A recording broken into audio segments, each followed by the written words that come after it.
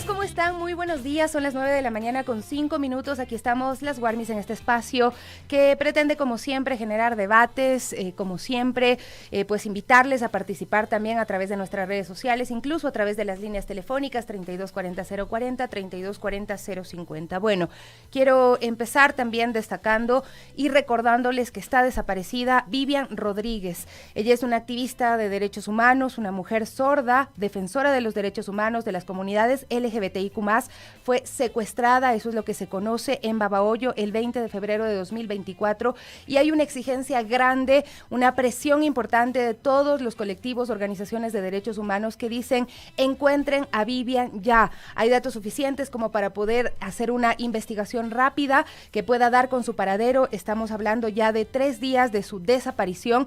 Estas horas son importantísimas para conocer pues el estado, para salvar a Vivian Rodríguez. Así es que, queridos amigos y amigas, difundan la fotografía, busquen las redes sociales, compártanla en sus estados de WhatsApp, presionemos a las autoridades para que realicen labores investigativas efectivas y den con el paradero de Vivian Rodríguez. 9 de la mañana con 6 minutos. Hoy les hemos invitado a un foro acerca de la dignidad en la muerte y la eutanasia en Ecuador. Para eso voy a saludar a mis invitados, invitadas que me acompañan y que van a dialogar y compartir sus criterios a lo largo de esta hora en nuestro programa.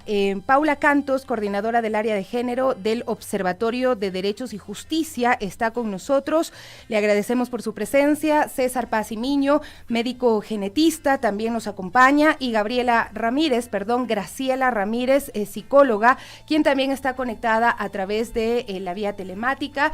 Vamos a conversar con ellos, con ellas, para que nos cuenten sus criterios en torno a esta histórica sentencia que ya está vigente en nuestro país, este derecho de las personas a decidir morir con dignidad. La ecuatoriana Paola Roldán, recordemos, es quien impulsa, quien llevó adelante esta lucha. Ella recibió conmovida y aliviada también esta histórica sentencia que reconoce su derecho a una muerte digna y despenaliza la eutanasia activa en Ecuador. La Corte Constitucional respaldó a Roldán, quien padece esclerosis lateral amiotrófica, ELA, y luchó para acceder a una eutanasia activa que ponga fin al sufrimiento y también la postración causados por su enfermedad. Este fallo, emitido en días pasados, marca un hito en nuestro país que se convertiría en el 9º país del mundo en despenalizar la muerte asistida para pacientes en situaciones extremas.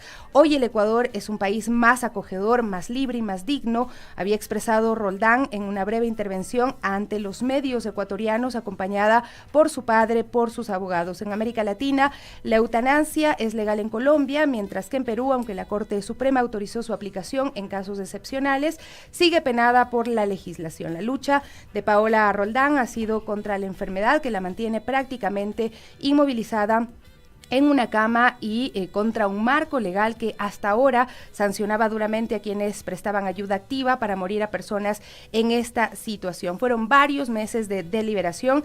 La Corte Constitucional emitió este fallo favorable, respaldado por 7 de los 9 magistrados presentes, que declara la inconstitucionalidad condicionada también del artículo 144 del Código Orgánico Integral Penal, que penaliza los actos de eutanasia. ¿Qué sigue? ¿Qué viene en adelante? Pues eso es lo que vamos a conversar con nuestros invitados el día de hoy. Así es que bueno, vamos a empezar con la abogada Paula Cantos, con una subespecialización en Derechos Humanos por la Universidad San Francisco de Quito, coordinadora del área de género en el Observatorio de Derechos y Justicia. ¿Cómo está, Paula? Muchísimas gracias por acompañarnos esta mañana en este diálogo que pretendemos que pues sea informativo y también que mueva un poco el debate, la discusión, pero en torno a los derechos en nuestro país. ¿Cómo está, Paula? Muchísimas gracias, Sofía. Buenos días con todos. Muchas gracias por la invitación, igual en nombre del Observatorio de Derechos y Justicia.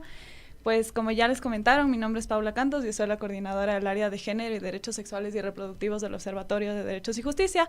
Y pues bueno, para comentarles un poco de cuáles han sido los efectos de esta sentencia, que más que nada por nosotros en el ámbito técnico jurídico ha sido un avance muy grande hacia un efectivo desarrollo de los derechos de las personas, por cuanto es muy importante todo el desarrollo que ha llegado a tener desde que pues se legalizó la eutanasia.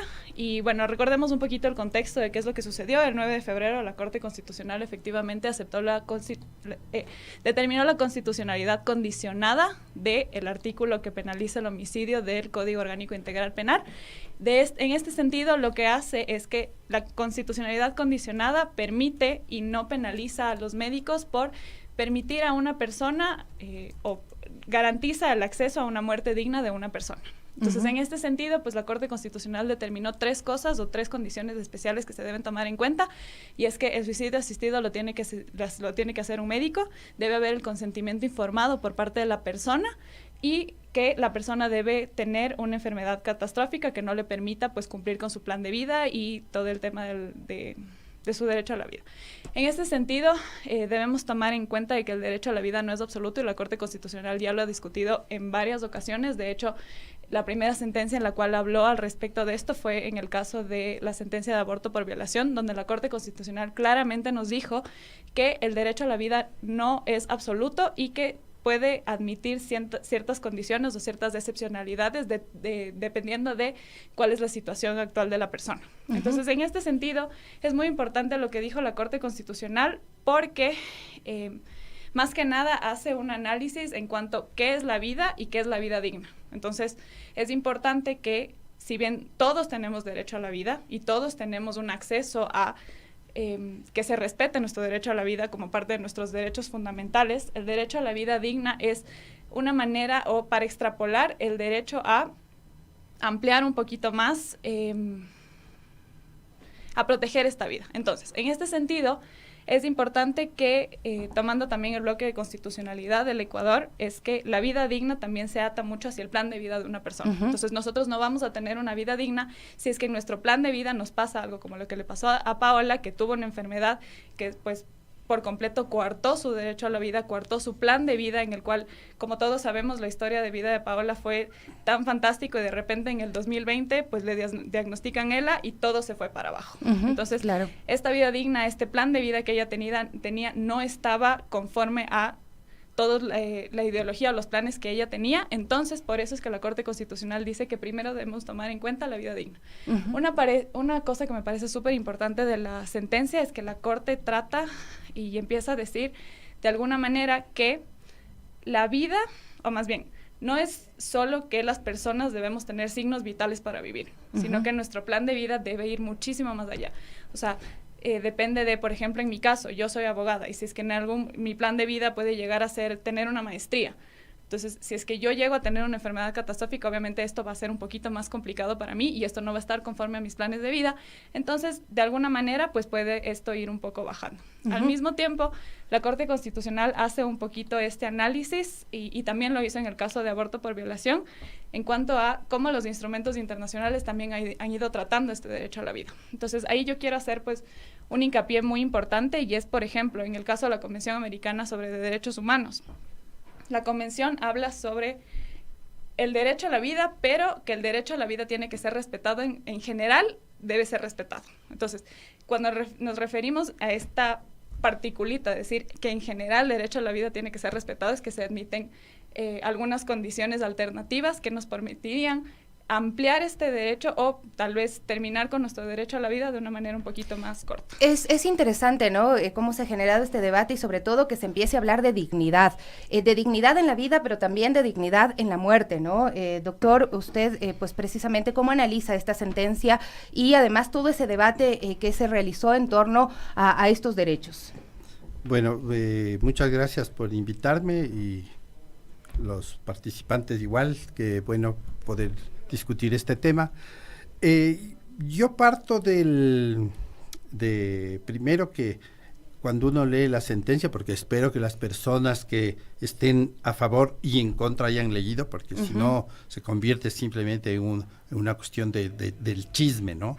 Pero cuando lees tú la sentencia, es tan bien estructurada, o sea, tiene tanta lógica, estuvo tan bien trabajada, que por supuesto topa todos estos temas que Paula ya los ha planteado, del tema de la dignidad, el tema de la autonomía, el tema del consentimiento informado. Va más allá en muchas cosas, ¿no? Incluso involucra el tema de la ideología social, del comportamiento de las enfermedades en general. Entonces, si me centro en el tema de enfermedades, que es mi campo, la primera cosa es que la ciencia ha avanzado de tal manera que también entendemos la vida y la muerte de otra forma. Entonces, al entender ya la vida y la muerte de otra forma, pues tenemos que tener una práctica social que vaya de acuerdo a las necesidades sociales. Y una de las necesidades sociales es el tema de la vida digna. Y la vida digna, pues ya lo describió Paula, esta situación en que tú te sientes cómodo contigo mismo, pues por todos tus desafíos, por todos tus comportamientos. Y desde esa perspectiva, cuando tienes una enfermedad grave, por ejemplo, una enfermedad de estas raras que hay, además hay como 7,000 enfermedades raras que enfrentan a los pacientes a dramas médicos, dramas familiares, dramas sociales, dramas económicos.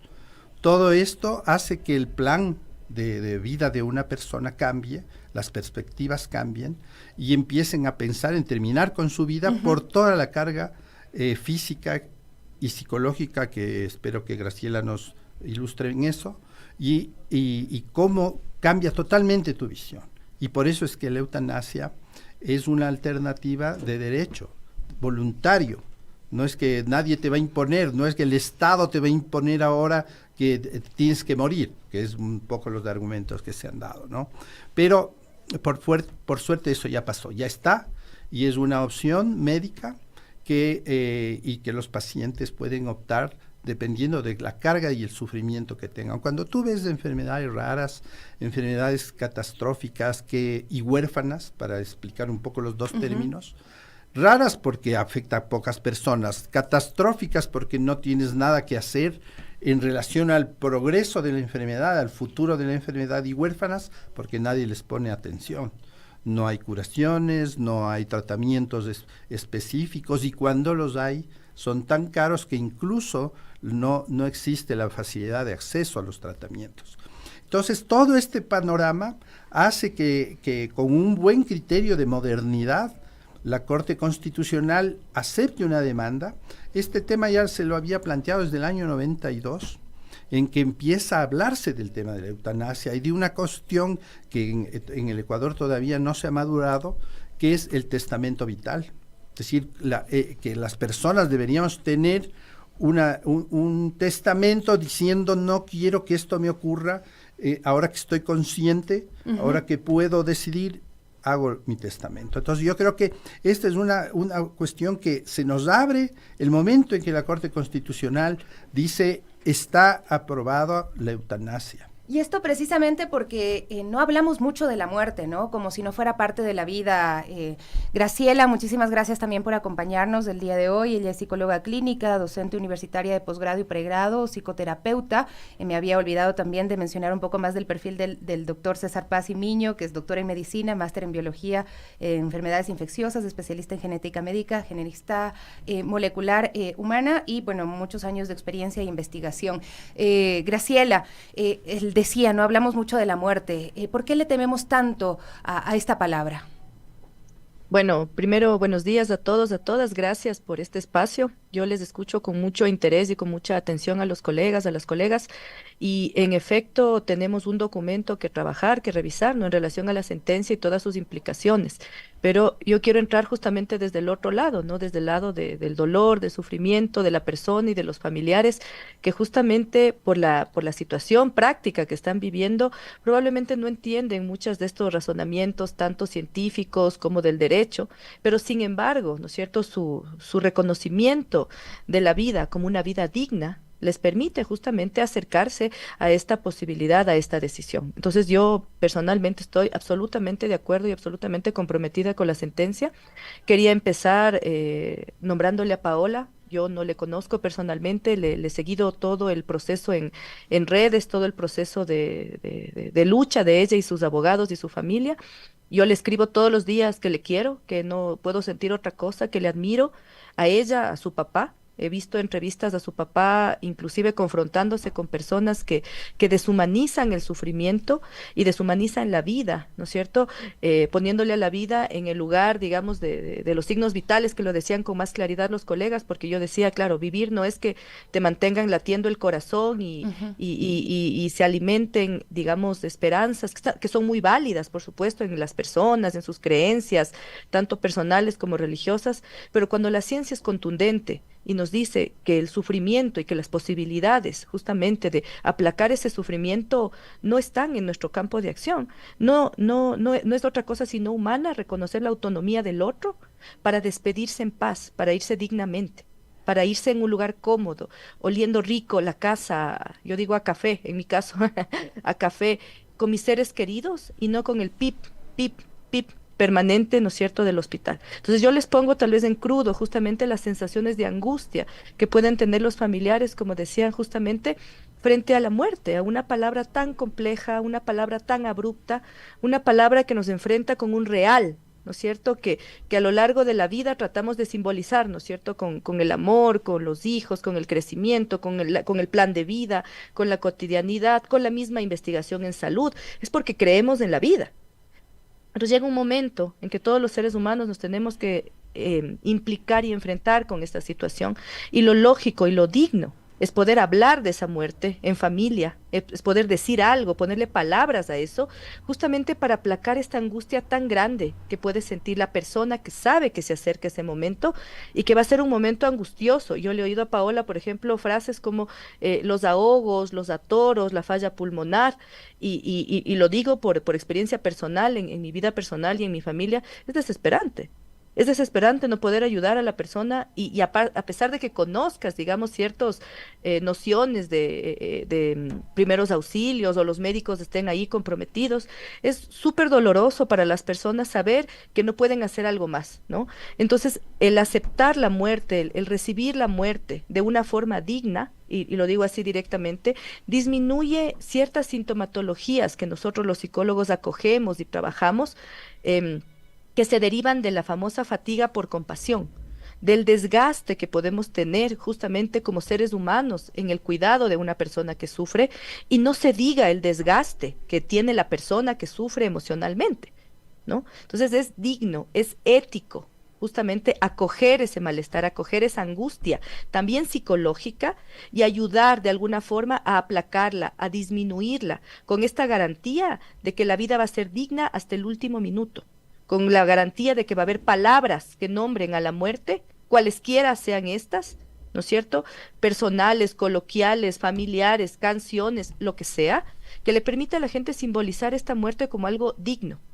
Yo recuerdo con mucho cariño algunas alusiones, digamos, yo no soy experta ni en quichua ni en lengua aymara, pero algún momento un conocido que sí maneja estas lenguas decía algo como los muertos no se quedan en el pasado, sino que nos esperan en el futuro, ¿no? En estas lenguas andinas tan bonitas donde la muerte es algo cíclico, donde es algo que asusta, pero es algo cíclico porque es parte de la vida, y acogerla y recibirla dignamente es la forma de enfrentar este real que a todos nos paraliza, que a todos nos angustia. Ponernos a las personas que estamos de acuerdo con una muerte digna y con la autonomía del paciente. Yo les digo a los pacientes, ustedes lideran el tratamiento, yo les acompaño, yo les propongo opciones, pero ustedes lideran el tratamiento, ¿no es cierto? ¿Qué es lo mejor para cada uno? Sabemos nosotros mismos. Y lo mejor para una familia, ¿no es cierto?, es reconocer la autonomía del paciente.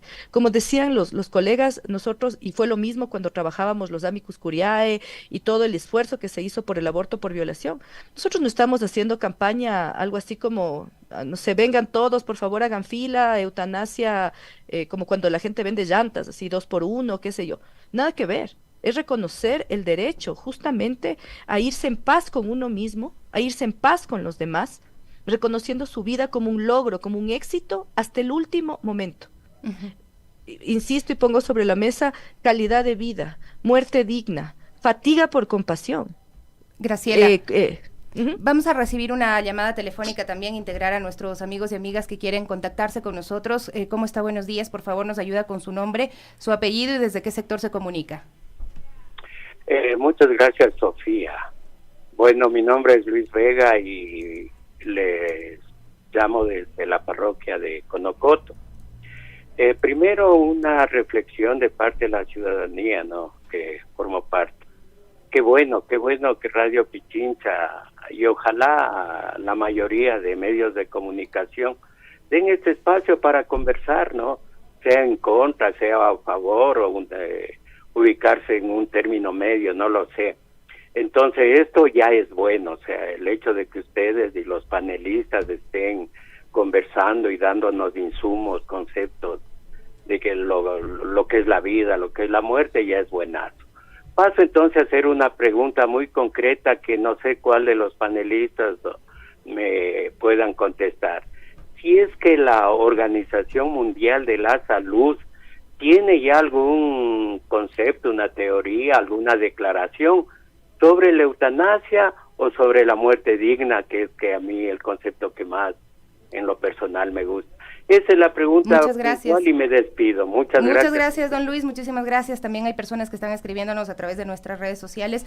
Y pues Graciela decía algo que a mí me parece importante. Es verdad, la voz de Paola no está presente en este diálogo directamente, pero sí, obviamente, no podemos dejar de mencionar toda su lucha, ¿no? Y uno de los últimos o más recientes tweets que he leído de ella dice: estoy terminando de responder los más de 3,000 mensajes que me llegaron a raíz de la sentencia de la Corte Constitucional, a veces con un emoji, a veces un testamento. Las faltas de ortografía son culpa de mis enfermeras, dice.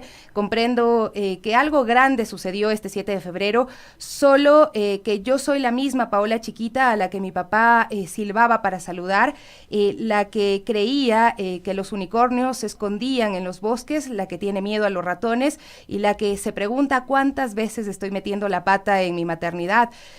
Solo que esta ola de amor de sus mensajes me revolcó y me ha llevado a lugares tan inesperados que me cambió. Sigo siendo la chiquita, solo que ahora con más esperanza, más luz y más amor por esta humanidad a la que le había perdido un poco la fe. Entiendo que muchos tienen miedo y muchas veces ese miedo se manifiesta en rabia, pero el amor y la valentía que me están llegando a borbotones es suficiente para compartirlo con todos. Estoy profunda y humildemente agradecida, es lo que ha escrito Paola Roldán a través de sus redes sociales. Y todo esto me lleva a preguntarte, Paula, ¿por qué se tienen que pelear estos derechos con jueces de una Corte Constitucional? ¿Por qué no es tan fácil entender esto de la autonomía de las personas? Bueno, pues muchas gracias por tu pregunta. Inicialmente a mí me parece que políticamente estamos hablando de una Corte Constitucional muy bien constituida. Entonces esto como que le da muchísima legitimidad porque sabemos que es una Corte más garantista.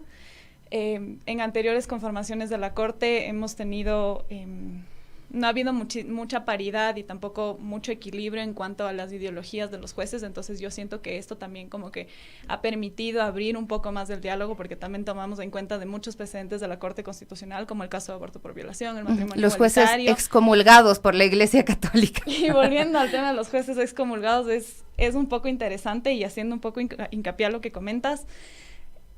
Una cosa que a mí me sorprende muchísimo de todo este movimiento que ha sucedido hacia la defensa de los derechos humanos y tal vez de estas nuevas tendencias que en algún punto sí son un poquito más difíciles de entender para muchas personas que no estamos estudiando esto constantemente, es que el debate siempre se ha basado en la ideología un poco moral de las personas. Y ahí es cuando llegamos a tener un problema porque principalmente debemos tomar en cuenta, y nuestra Constitución lo ha dicho, el Ecuador es un estado laico. Entonces nosotros no podemos incluir nuestras ideologías morales o religiosas para fundamentar un argumento que va muchísimo más allá de una simple ideología.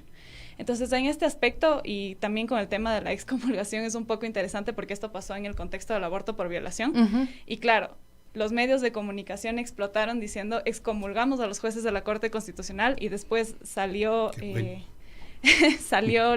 conferencia episcopal a decir que no, pues solo vamos a excomulgar a los jueces que sean católicos. Entonces, pero claro, o sea, ya el boom se excomulgó y por poco Dios no quiere a los jueces de la Corte Constitucional porque hicieron todo esto. Entonces, la ideología es un poco complicada porque, claro, el Ecuador es un estado laico y nosotros no podemos incluir nuestras creencias ideológicas para basar unos argumentos que son un poco más jurídicos y inclusive en aspectos más médicos. Entonces, en el caso de Paola Roldán, es más que nada no es mentira y todos estamos conscientes de la situación física y el estado de salud de Paola, entonces no podemos incluir a nuestras ideologías para justificar como que Dios da y Dios quita, por ejemplo. Entonces no podemos decir como que Dios es el dueño de nuestra vida porque nosotros somos el dueño de nuestra vida. Entonces, ¿por qué es tan importante mantener este discurso de la defensa de los derechos? Es porque también nosotros, las personas, tenemos un derecho a la libre autodeterminación y el libre desarrollo de la personalidad.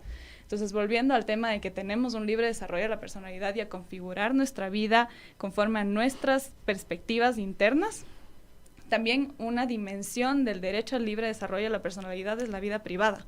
Entonces, nuestra vida privada, podemos proyectar nuestro proyecto de vida conforme a nuestra vida privada. Y el acceso a la vida privada también es un acceso a atención a salud de calidad, una salud que nos permita pues cumplir de vida que en el futuro llegaríamos a tener. Pensando incluso en que el Ecuador, a pesar de que hay una ley de cuidados paliativos, hay algunos reglamentos, pues no necesariamente se cumple, no menos en las circunstancias actuales cuando vemos que el Estado pues no le está respondiendo efectivamente a las personas. Me dicen que debo hacer una pausa cortita. De regreso quiero preguntarle al doctor César Paz y Miño cómo se aborda médicamente el sufrimiento extremo y la calidad de vida de los pacientes con estas enfermedades que estamos hablando, y cuáles podrían ser los dilemas éticos o los problemas que se puedan generar ya en la aplicación de esta normativa. Ya volvemos. 9:32 minutos. Doctor, la pregunta ya se quedó planteada, cómo se aborda el sufrimiento extremo, la calidad de vida de los pacientes y estos dilemas éticos que podrían plantear. Tenemos mensajes ahora mismo de nuestra audiencia. Por ejemplo, Margaret nos dice, un saludo, disculpen este comentario, Dios es el único que da y quita vida. Otro comentario que dice, por ejemplo, solo los útiles tienen derecho a la vida, y esto implica que seguramente habrá médicos que piensen también así y que puedan querer negarle una solicitud de un paciente que está cumpliendo con lo que ha ordenado la Corte Constitucional.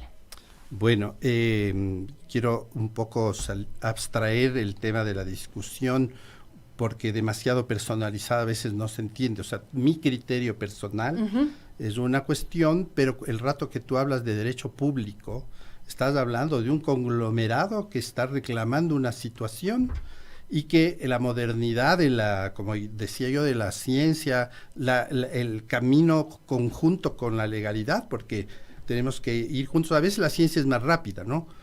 Y la legalidad no. Entonces, eso es lo que produce discusiones éticas.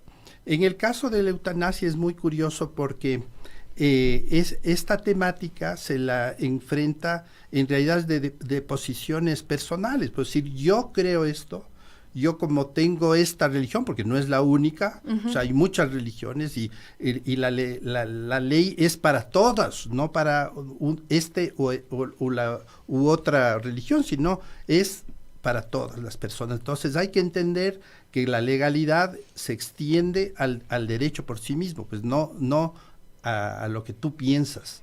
Y en ese sentido, pues la misma sentencia es bien cuidadosa en analizar el tema religioso, porque argumenta, y si no me equivoco casi textual, dice que no es razón suficiente la religiosidad y el argumento religioso como para oponerse a una cuestión de derecho, porque además aceptan que no es una sola religión, pues en el Ecuador hay varios, también habemos ateos, y entonces que no tenemos una argumentación religiosa sobre las cuestiones de derechos. Entonces esa es la discusión que se da en las sociedades, y alguien preguntaba sobre la posición de la Organización Mundial de la Salud. No tiene una posición específica sobre la eutanasia, pero sí habla de la discusión ética y sí habla de la posibilidad de derechos en relación al avance de la propia medicina. Es decir, que aceptas de entrada que si la medicina te plantea diferente las cosas, pues deberías considerar estas opciones. El tema del aborto era similar, o sea, se entendía la vida y la muerte de una manera, se entendía el origen de la vida de una manera, ahora se le entiende también de otra manera. Se tienen mejores argumentos, se tienen mejores investigaciones que te hacen ver de otra perspectiva el tema de la vida por sí misma, ¿no? Entonces, hay la discusión ética, por supuesto que se va a dar, pero no la discusión moral, porque ahí estamos confundiendo. La ética es el comportamiento de la sociedad. etos de sobre, ¿no? El comportamiento sobre. Pero la moral, en cambio, nos quiere conducir por un camino que solo de pronto un grupo tiene ese comportamiento, pero no está considerando el derecho de los otros que no tienen ese camino.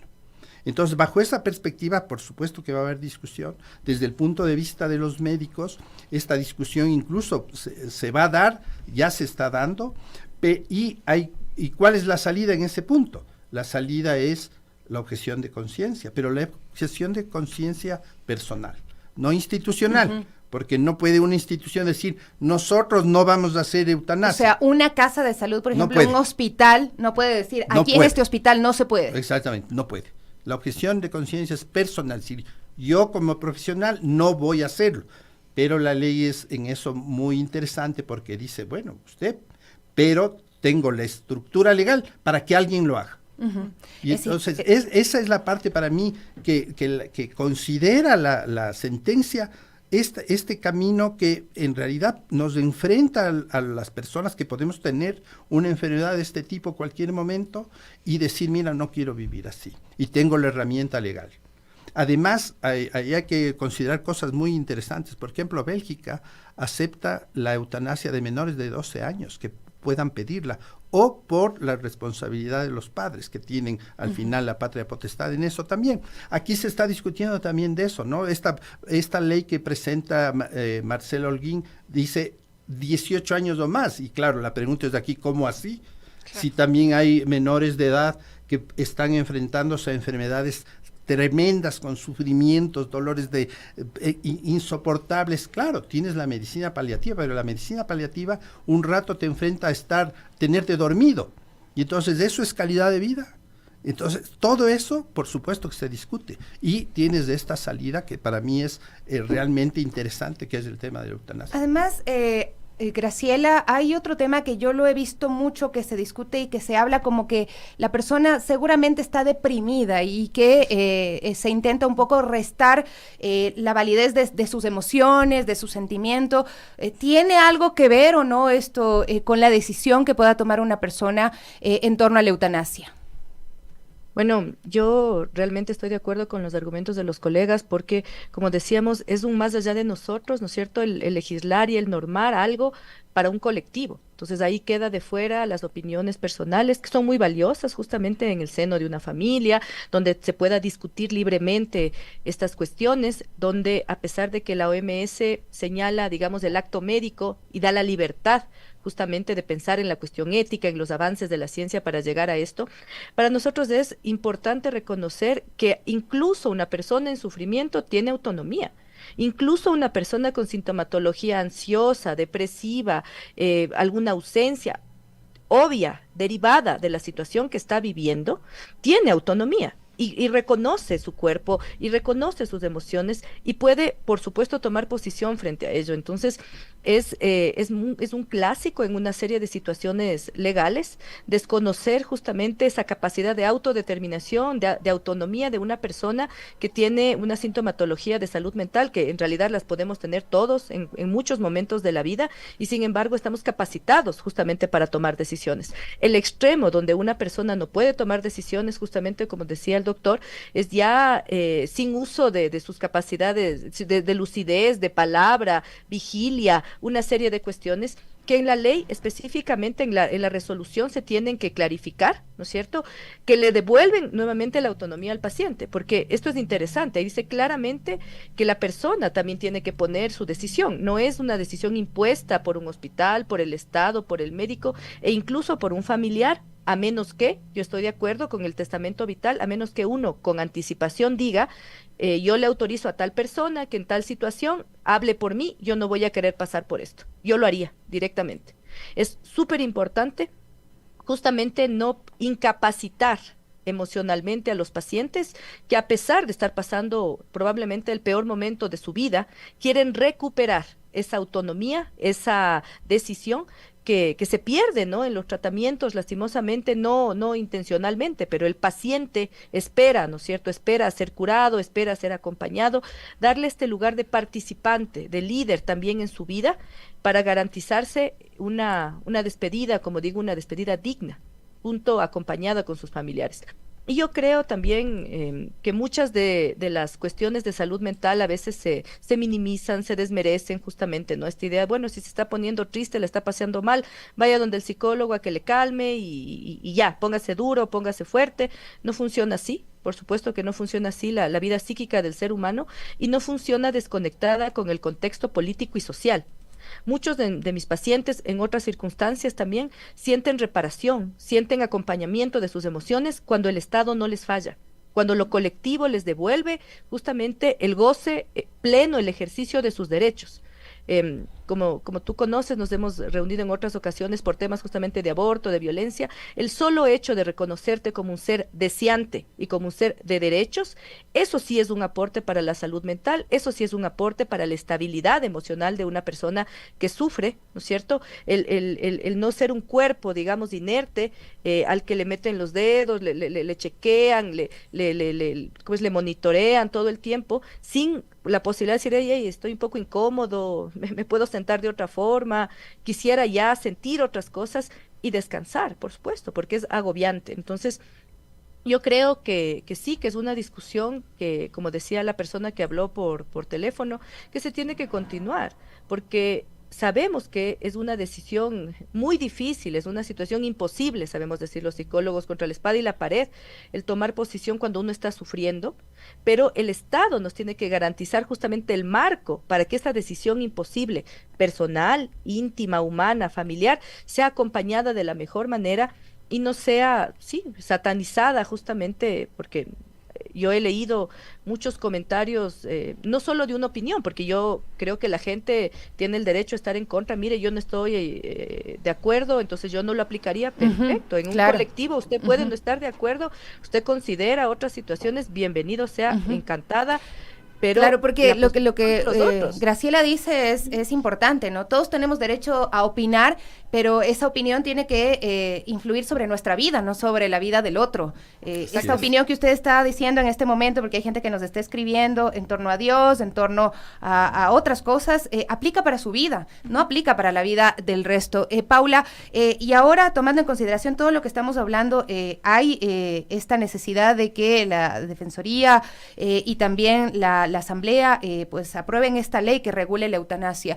¿Qué falta? ¿Qué es lo que va a pasar de ahora en más? Bueno, pues ahora, como vimos en la sentencia, la Corte Constitucional mandó primero al Ministerio de Salud Pública para que emita el respectivo reglamento. Para esto el Ministerio de Salud Pública tiene 2 meses y también le dio el término de 6 meses a la Asamblea Nacional para que emita una ley que regule todas estas cuestiones. Sin embargo, yo sí siento que es importante hacer un poco hincapié y también tomando en cuenta el contexto de la situación de aborto por violación. La Corte Constitucional hizo exactamente lo mismo en el caso de aborto por violación. Le mandó a la Asamblea Nacional a que discuta un proyecto de ley, se discutió, pues como ya sabemos, después lo que sucedió es que el anterior presidente Guillermo Lasso emitió un veto presidencial, volvió a la Asamblea no llegó a tener un consenso y lo que pasó es que la ley se terminó aprobando con el texto que obviamente fue un texto muy conservador de parte de Guillermo Lasso. Entonces, lo que a mí personalmente me preocupa es que si bien la Corte Constitucional podría tener la competencia para regular estas cuestiones de derecho y no enviarle a la Asamblea para que emita una regularización y para que emita una norma que permita como que analizar todas estas cuestiones, me preocupa muchísimo que no llegue a haber un consenso suficiente por parte de la Asamblea. Entonces, como sabemos, el día de ayer, ya lo comentó el doctor, Marcelo Holguín le entregó al Defensor Público un proyecto de ley o una suerte de anteproyecto de borrador que le va a servir al Defensor Público para que haga todas esta sistematización, me imagino. Sistematización, correcto, después se lo vuelve a enviar a la Asamblea. Lo que tiene que hacer la Asamblea es, obviamente, este proyecto de ley se lo va a asignar a una de las comisiones especializadas de la Asamblea, se van a hacer los debates y obviamente aquí es importante el rol que también tiene sociedad civil y tienen todas las personas que formaron parte de la sentencia, bueno, del caso en la Corte, porque le va a mandar, la Asamblea va a llamar a muchos expertos para discutir estos temas. Entonces, por eso es importante y yo siento que también es muy importante, retomando el tema de la objeción de conciencia, si bien la Corte Constitucional fue un poquito más, amplió un poquito más el tema de la objeción de conciencia, siento que sí es necesario la objeción de conciencia. ¿Por qué? Porque el tema de la objeción de conciencia institucional este concepto lo impulsó Guillermo Lasso en su veto presidencial de la ley de aborto por violación. Entonces dijo, los médicos tienen derecho a la objeción de conciencia, lo cual es cierto, nuestra Constitución reconoce la objeción de conciencia y es totalmente legítimo. Sin embargo, como ya lo dijo el doctor, la objeción de conciencia es personal. Entonces existe la objeción de conciencia médica, cada médico personalmente tiene que decir que es un objetor de conciencia y se tiene que hacer una suerte de procedimiento, una regularización expresa de cómo tú eres objetor de conciencia, pero no una institución médica, una clínica, un hospital institucionalmente no puede decir que es un objetor de conciencia.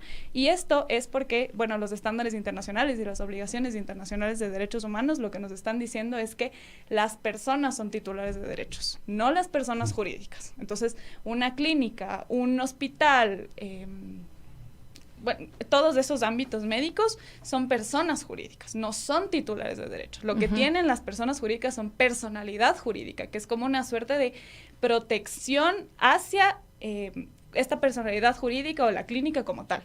Entonces, como las personas jurídicas no son titulares de derecho, no podemos decir que este artículo que protege la objeción de conciencia también llega hasta ellos. Entonces, por eso es importante que la asamblea o que se genere una suerte más de debate ampliado. ¿Por qué? Porque este tema de la objeción de conciencia, como ya lo decía, no solo es para el tema de la eutanasia, también es para el tema del aborto por violación. ¡Qué miedo! En algún entonces, si es que no se llega en conciencia para hablar de eso, pues también va a generarles un problema a los médicos, porque claro, los que van a ser los titulares de esta acción de generar un suicidio va a ser directamente sobre un médico. Entonces, si es que un médico no tiene como que estas salvaguardas, obviamente se tiene que regular.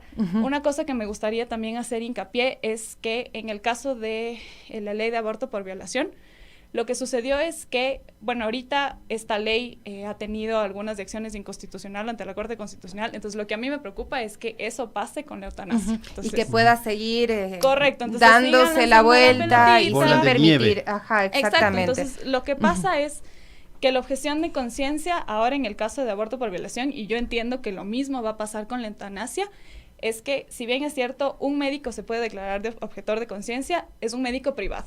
Entonces, los médicos públicos, los médicos de la acción pública y parte del Ministerio de Salud Pública no pueden declararse objetores de conciencia. Entonces, esto es súper importante. ¿Por qué? Porque ya no ponen estas limitaciones, por lo menos en el ámbito del derecho público. En el ámbito y en la esfera privada, pues es totalmente entendible, que pero bueno, siempre la salud es un servicio público, ¿no? Exactamente. Y eso también hay que considerarlo.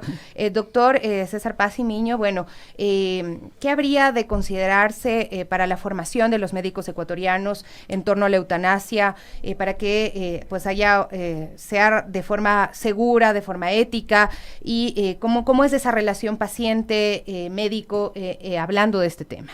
Sí, solo anoto algo para dar un nombre. El rato que hay cuidados paliativos y hay una acción sobre exagerada de la medicina para mantener con vida a alguien, se llama ensañamiento médico. Es decir, y también ensañamiento de la familia sobre la vida del otro. Entonces, todo eso está considerado dentro de esta posibilidad de la eutanasia, ¿no? No llegar a estos puntos que dice, es que aunque sea una horita más que esté viva esta persona que no tiene posibilidades de nada, incluso pacientes que tienen muerte cerebral. Entonces sí hay esta opción. El tema de la formación médica, pues esto nos vuelve a abrir la puerta a una formación mucho más abierta de estudiantes de medicina y de los médicos.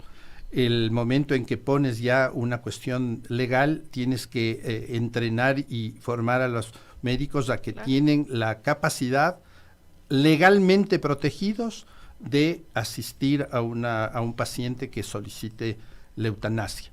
Y va a haber las discusiones, digamos, éticas sobre esta temática, porque está bien, está normal que se discuta eso, pero es súper importante el tema de la obligatoriedad ya del Estado de proteger este derecho que acabas de adquirir, el momento en que la Corte Constitucional, con una ideología bastante buena, abierta, no de todos, pero ya demostró que al menos se separó del tema, de los temas complejos, y dijo, somos un país laico, y como laico no puedo sino tomar el derecho por sí mismo.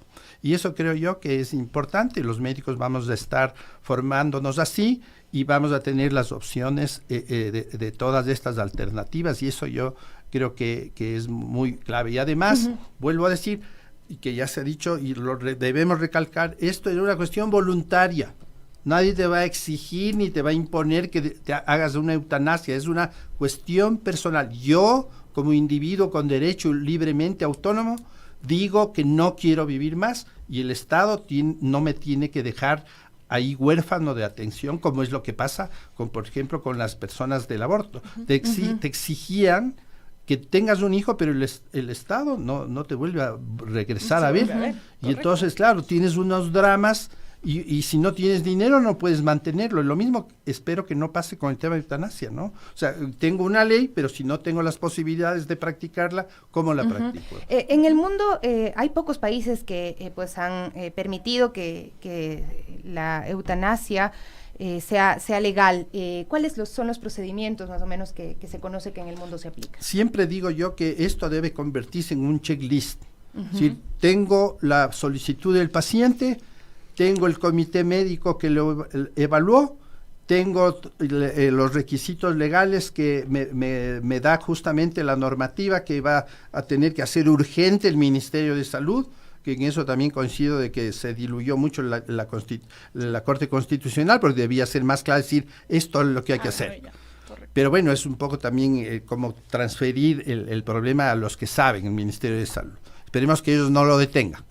Pero el tema es que una vez que tienes el checklist, tú deberías tener toda la capacidad de decir, mira, ya tengo, y se programa el procedimiento, vigilado con todas las cuestiones médicas, y se hace la eutanasia. Entonces sí hay como, digamos, tener todo esto. Ya hay países que lo han demostrado, que tienen todo este procedimiento bien estandarizado. Está Holanda, Bélgica, Colombia, cerquita. Y entonces dices, ya está. Entonces tienes que, simplemente a veces dices, eso que es bueno, cópialo. Claro, debería ser así, ¿no? Pero bueno, aquí a veces nos damos las vueltas, intentamos inventar el agua tibia, todo con el ánimo de frenar que se pueda acceder a derechos. Graciela, estamos hablando pues de varios conceptos, y yo por eso he tratado de hablar de la parte legal, de la parte médica y de la parte psicológica como un todo, también permitiéndoles a nuestra audiencia pues que lo consideren así, ¿no? Como esta vida mucho más compleja de que el corazón esté bombeando nada más, ¿no? Aquí tenemos varias consideraciones que se han planteado y que seguramente también nos hacen preguntarnos los seres humanos cómo estamos desarrollando pues esa relación con nosotros mismos, ¿no? Y no sé cuáles serían tú las características del apoyo que se puede brindar a los pacientes que enfrentan cualquier tipo de circunstancia o de enfermedad, porque muchas veces siempre se va al tratamiento, y lo vemos con pacientes, por ejemplo, con cáncer, con otras enfermedades catastróficas que tienen que someterse a tratamientos médicos muy dolorosos, pero por parte del Estado no hay ese apoyo en salud mental. Se lo ve como algo como que, bueno, si es que alcanzan a cubrirlo, chévere, pero si no, no. Y cuando estamos hablando de la eutanasia también es importante, pues, precisamente eso, haber fortalecido esta parte en cada ser humano. Justamente estaba pensando eso mientras le escuchaba al doctor, que en mi ideal del checklist también debería incluirse la familia, está siendo acompañada, está siendo explicada, etcétera, porque justamente los temas de salud mental quedan, como tú dices, para un agregado, un por si acaso, si hay tiempo. En la pandemia muchas veces se pedía psicólogos y psicólogas voluntarios para turnos larguísimos en el Ministerio de Salud, y nosotros decíamos, bueno, uno puede, después de las horas obviamente de trabajo pagado, puede hacer unas horas de voluntariado, muchos lo hacemos, pero cuando está garantizado también el trabajo como cualquier profesional de la salud. Y una profesional de esa época del Ministerio de Salud decía, pues si no tenemos ni para mascarillas, ¿cómo vamos a estarles pagando a los psicólogos? ¿No? Porque hubo un pico altísimo, digamos, de los acompañamientos psicológicos en distintos temas durante la pandemia, especialmente los temas de duelo. Acompañamos muchísimos duelos. Entonces, yo considero la clínica, y una clínica que no es inherente solo a los psicólogos, psiquiatras, psicorehabilitadores, etcétera, sino a todos los profesionales de salud, que etimológicamente apela al acompañamiento, apela a la escucha, apela al seguimiento del paciente. Es apelar también a a una empatía justamente de, si bien es imposible ponerse en el lugar del otro, me representa ese otro, me asemejo a ese otro, de alguna manera yo podría estar en esa situación y esa empatía que podemos tener como profesionales de salud, y si es una llamada de atención también a los médicos, de reconocerle al ser humano justamente en todas sus dimensiones de vida, justamente en todas sus dimensiones de vida, y no quedarse con el órgano. En la especialidad médica, el desarrollo, digamos, de la ciencia médica ha hecho, no sé, yo me ocupo del ojo, el ojo está bien, el resto del ser humano no me interesa. Yo me ocupo de el corazón Así está es. bombeando, ese es mi trabajo, el intestino está funcionando, a eso me dedico, ¿no es cierto? Cuando yo le tengo particular admiración y aprecio justamente a los médicos de familia, ¿no es cierto? Que eran este médico que se acerca, que te acompaña, que te escucha, y aparte de eso, obviamente, tiene su saber y su intervención, porque es el ser humano integral, como un todo. ¿Cómo imaginar la vida de un ser que tú amas profundamente, que es con sufrimiento indescifrable, inapalabrable, dolores permanentes, no solo físicos, sino la angustia justamente que es verte decaer cada minuto a ti mismo, ¿no es cierto? Y ver al otro también que tú amas, que tú acompañas en los momentos de lucidez, que se está desgastando profundamente. Entonces, esta visión del ser humano no es otra que una visión ética de la vida, una visión ética de la humanidad. Ser humano como cargado de emociones. Y sí, aprovecho a posicionarnos. Se aprobó hace poco una ley de salud mental con muchas cuestiones a revisar, por supuesto, que ya es un avance haberla aprobado, pero la necesidad de que en estos equipos de salud estemos los profesionales de salud mental acompañando, puntualizando esta idea de no solo calmamos, digamos, reflexionamos, trabajamos porque le reconocemos al ser humano como sujeto de derechos, que es importantísimo en el colectivo y en el Estado, pero también como sujeto deseante de algo más que la vida no puede reducirse justamente a una actividad biológica. Y con eso no se le desconoce justamente el valor a la biología. Entonces, para mí sí es una invitación general a pensar en el colectivo, a pensar en aquellas personas que no tienen por qué diferenciar ciertos términos ni médicos ni legales, pero que están atravesados por un sufrimiento, porque es responsabilidad del Estado y es responsabilidad de nosotros como profesionales aterrizar esos conceptos complejos, que sean transmisibles, que las personas cuando estén en una situación de salud reciban la información adecuada, y no solo reciban la información adecuada sobre sí mismos y sobre sus familiares, sino que sean bien tratados, que sus preguntas, porque a veces uno pregunta al médico, al psicólogo, disculpe doctor, no entiendo tal cosa, y no siempre se tiene la acogida justamente de los profesionales, la angustia que puede generar estar con ese paciente, con ese familiar.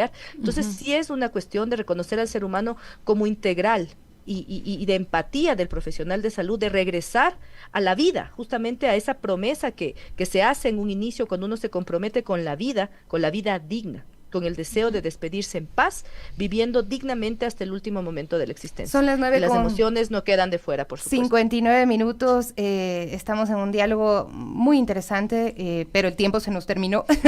Así es que, bueno, quisiera pedirles nada más sus conclusiones sobre este tema y el llamado también que le hacen a la sociedad ecuatoriana en esta reflexión. Yo iba a preguntar, aún no terminamos de resolver el tema acá, pero seguramente también será de influencia para otros países de América Latina. Correcto, pues bueno, muchísimas gracias por la invitación. Siento que ha sido un diálogo muy fructífero y multidisciplinario desde muchos aspectos, entonces en ese aspecto pues felicito mucho esta iniciativa. Y pues nada, la reflexión que me llevo es que debemos mantenernos vigilantes, porque si es que esto no sucede, pues vamos a terminar teniendo una legalización constitucional, pero por el otro lado, pues carente de una practicidad en el momento de hacerlo. Necesitamos una normativa suficiente, necesaria, que sea de entendimiento y que no tenga los vacíos que tienen otro tipo de leyes. Entonces yo sí abogaría muchísimo por mantener un consenso adecuado en la Asamblea Nacional, que se emita la reglamentación necesaria y en este aspecto también manteniendo mucho y siempre manteniendo el enfoque de derechos que tenemos que tener. Entonces nuestra Constitución dice que el Ecuador es un estado de derechos y justicia, no de derechos, son de derechos. Todos los ecuatorianos tenemos derechos y podemos acceder a justicia en el momento en que nuestros derechos se vean atropellados. Entonces, en este caso, pues yo siento que el debate aún se debe mantener. Paola debe seguir luchando porque lastimosamente aún hay mucha gente que está en contra de su decisión y aún hay mucha gente que está en contra de todas iniciativas, pero si es que no sentamos las bases y no ponemos el diálogo en la mesa y no hacemos un análisis jurídico de todas las garantías y los fundamentos que necesitamos pues para cumplir con esto, pues no vamos a llegar a ningún lado. Entonces, en este sentido, muchísimas gracias y muchas nada, gracias a ti, Paula, por venir, por acompañarnos, por ser una voz también que se levanta, porque muchas veces hay gente que decide simplemente no opinar, no dar la pelea y bueno, ya se resolverá, ¿no? Y hay que involucrarnos, doctor. Sí, gracias también por el programa. Pienso que la labor de Paola es un puntal en una discusión social que se ha generado y eso es muy valioso. Creo que desde el punto de vista de médico tenemos suficientes argumentos también como para apoyar una decisión de la Corte. Ya es una ley, ya es una cuestión legal y creo que tenemos que seguir en esta tendencia con toda la argumentación que hemos tenido, considerando siempre lo que decimos que es una petición voluntaria, autónoma. Nadie nos va a decir que tenemos que hacer o no una eutanasia, y bajo esa perspectiva lo que va a ocurrir con los médicos es que vamos a tener la capacidad de resolver una cuestión de eutanasia a través de un respaldo legal, que es lo que estábamos buscando muchos de los médicos. La objeción de conciencia va a quedar a criterio de cada uno, pero como Estado yo creo que estamos preparados para brindar un derecho que ya está, que es el derecho de la eutanasia. Yo creo que tenemos muchos pacientes que van a empezar a solicitarla, porque los sufrimientos que vemos en enfermedades, sobre todo de estas, el 80% de enfermedades raras son genéticas, y estas enfermedades raras muchas veces no tienen tratamiento, no tienen curación, y los pacientes probablemente piensen nuevamente en que al tener la eutanasia podrían optar voluntariamente a solicitar. Yo veo en casos cercanos, ¿no? Cuando uno ve un familiar que está sufriendo y cuando tú ves que los médicos le están dando, de alguna forma alargándole esta vida en sufrimiento, también te preguntas, ¿no? Si es que es lo correcto, pero no hay los medios o no había los medios por lo menos pues para plantear otra alternativa. Graciela, sus conclusiones, por favor, para ir cerrando. Muchísimas gracias por acompañarnos hoy.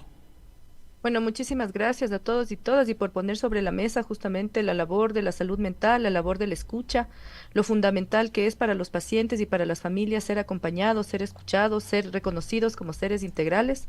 Yo no tengo otra cosa que agradecerle a Paola, que sepa que nuestras voces están activas, están presentes hoy y siempre, justamente a favor de los derechos de los pacientes y desde mi área a favor de los deseos de los pacientes, ¿no? Reconociendo, como digo, esa autonomía y esa posibilidad de creer en la vida, de seguir creyendo en la vida, porque somos nosotros los que acompañamos a las niñas, por ejemplo, que fueron agredidas sexualmente, somos nosotros los que acompañamos a los familiares en duelo, somos nosotros los que acogemos el dolor y el sufrimiento, los profesionales de salud, y acompañamos y creemos en el valor curativo de la palabra, del acompañamiento, del fortalecimiento. Y somos nosotros justamente los que reconocemos ese deseo a vivir y despedirse dignamente. Celebro nuevamente la decisión de Radio Pichincha de hacer estas discusiones y estamos abiertos y abiertas a acompañar, porque es fácil opinar justamente desde un lugar distante o no opinar, como tú decías, y otra cosa es ser persona, ciudadana, profesional de salud, mamá, mujer, una serie de posiciones activa, defendiendo justamente los derechos y el deseo de los pacientes a hablar y a decidir. Muchísimas gracias a cada uno de ustedes. Paula Cantos, coordinadora del área de género del Observatorio de Derechos y Justicia, César Pazimiño, genetista, y Graciela Ramírez, psicóloga clínica, que nos acompañaban el día de hoy en este diálogo. Vamos a hacer una pausa, ya regresamos. Muchísimas gracias a ustedes por también seguir estos diálogos y por compartirlos.